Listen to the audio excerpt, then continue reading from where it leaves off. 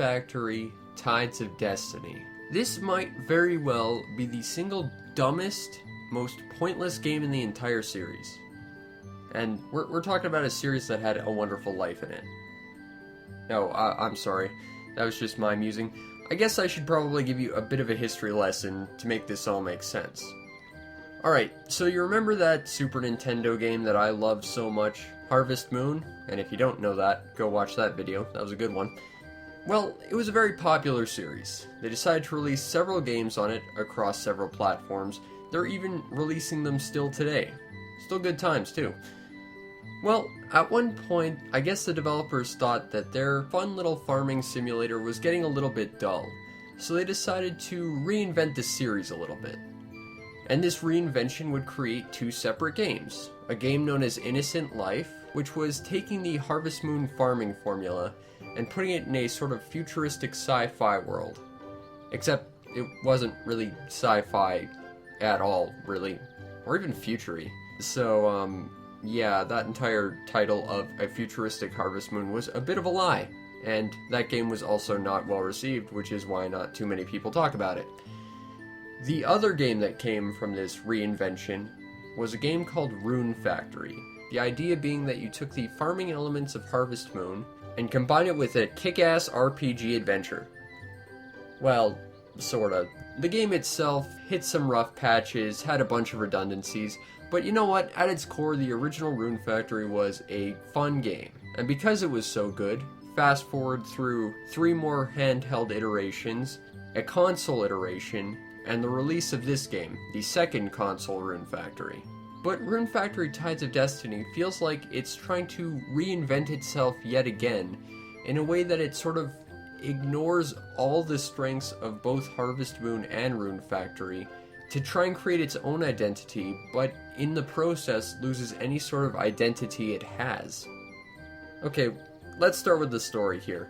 Essentially, you, a guy with a very stupid looking hat, which you can thankfully remove immediately, which I did, and your girlfriend, somehow end up in a weird alternate dimension version of their own home island, where it's far more populated, and for some reason, your girlfriend, also seems to now share your body. The weird thing about this is when you finally do get this all settled, you do have the option of playing as the other character, which is kinda neat, except that you spent hours upon hours playing as this one guy with a very stupid hat, so why would you swap at that point?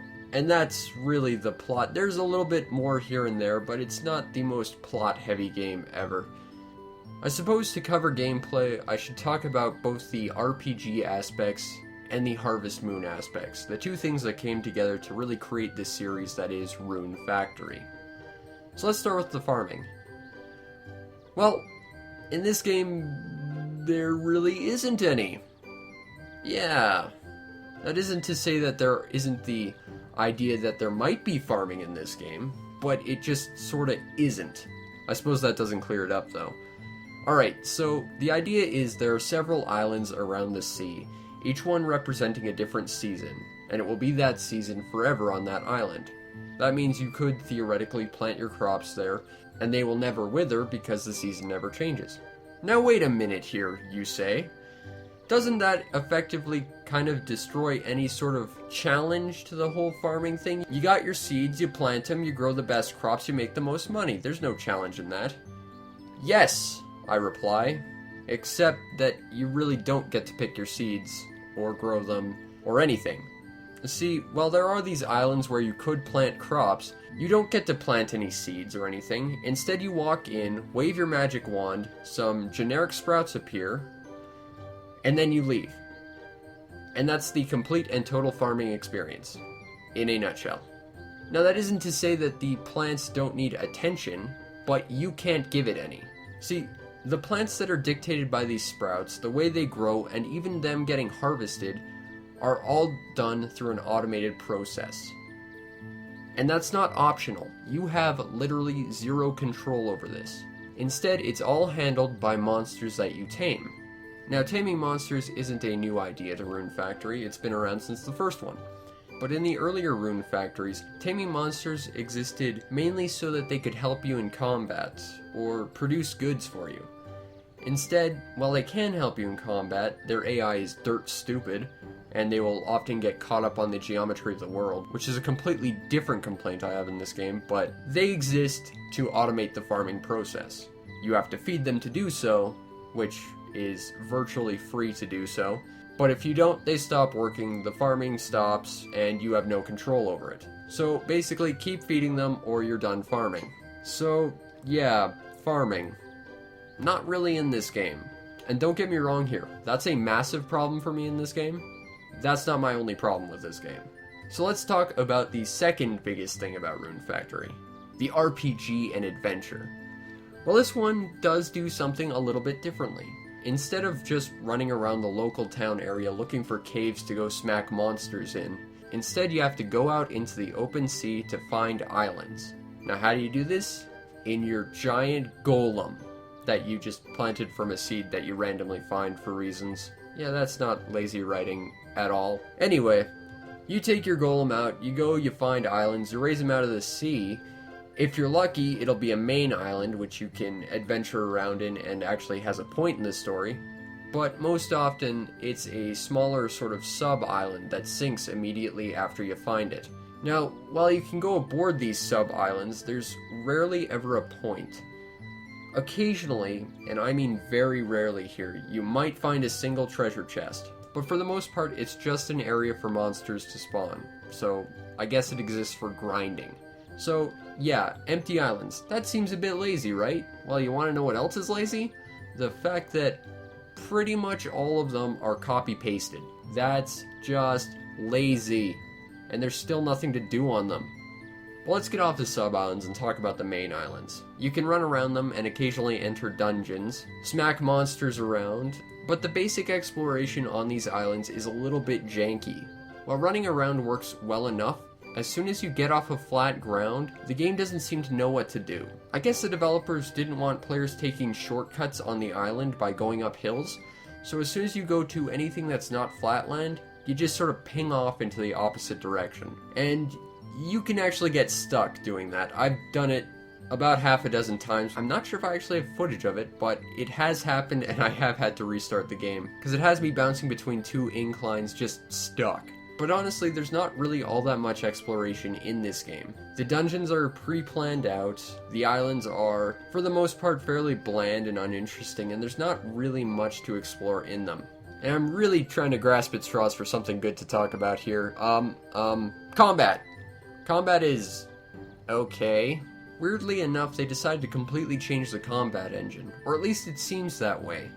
See, in earlier Rune Factory games, it played like you were playing Harvest Moon. Like, it was a slow, grid-based system. So if you wanted to attack enemies, you had to go about it in a very methodical process, because it was sort of a slow, meandering system. But you know, while it wasn't the most effective system, it at least matched the rest of the game. In Tides of Destiny, however, they've changed it up to be a basic hacky-slashy button masher. And while it works, for the most part, there's some weird curiosities about it. Like, first and foremost, there's about half a dozen different types of weapons in this game.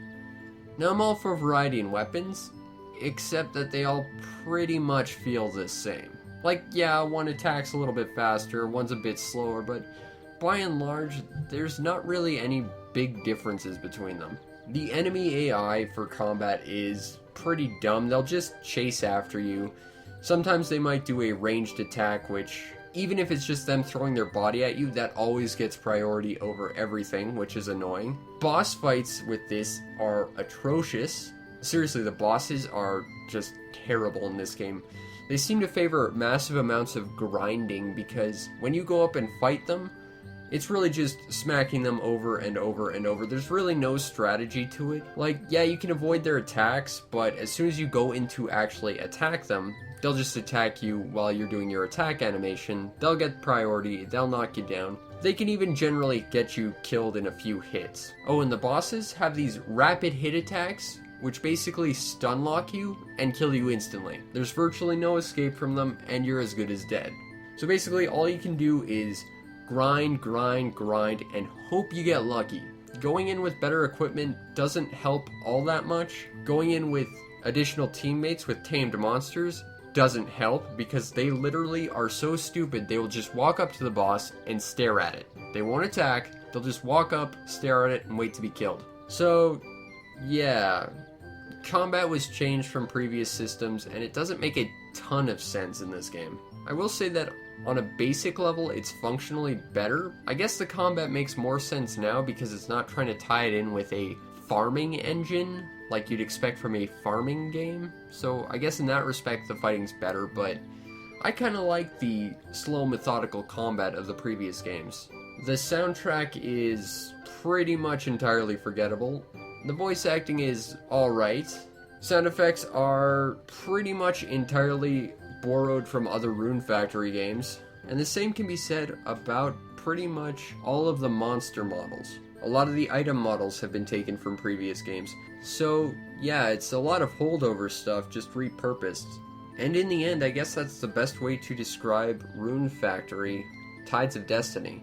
It's just borrowing a lot of things from previous games, including their name and their fame.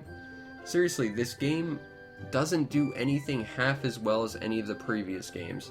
They've virtually removed any sort of connection to Harvest Moon. If it wasn't for how much it liberally borrows from the other games, I'd say it pretty much removes anything from Rune Factory as well. And what you have left is basically just a soulless cash-in. And I hate to say that about a series I'm quite fond of, like Harvest Moon, but that's what this really feels like. It feels like there was very little passion put into this game, and it feels like there was really no sort of understanding about what made the series great to begin with. I mean, yeah, the earlier Rune Factories had their problems, I'll be the first to admit that, but this one, I really don't know if I can say anything overly positive about it. In these reviews, I tend to try and find who would best like these games, but I'm not really sure I can do that with this game. Because I'm not sure I can say it's for Harvest Moon fans, because they pretty much remove any sense of Harvest Moon in this game. Not sure I can say it's for Rune Factory fans, there's very little Rune Factory in this game. Again, aside from the borrowed character models. And I'm not sure I can recommend this to anyone who wants to get into the series, because it's so far off the tracks of what the series has established, it's basically something else on its own that is, at best, mediocre. And at worst, it's basically completely worthless. If you want Rune Factory, go get Rune Factory.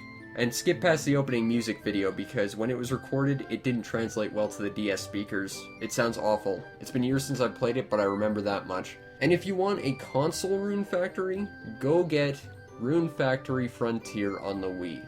It's a little bit more expensive, and it's very rare to find out in the wild, but it is worth it, because it is actually Rune Factory on the console.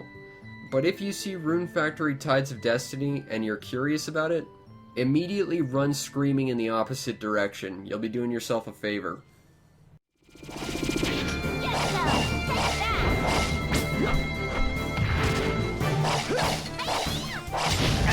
Get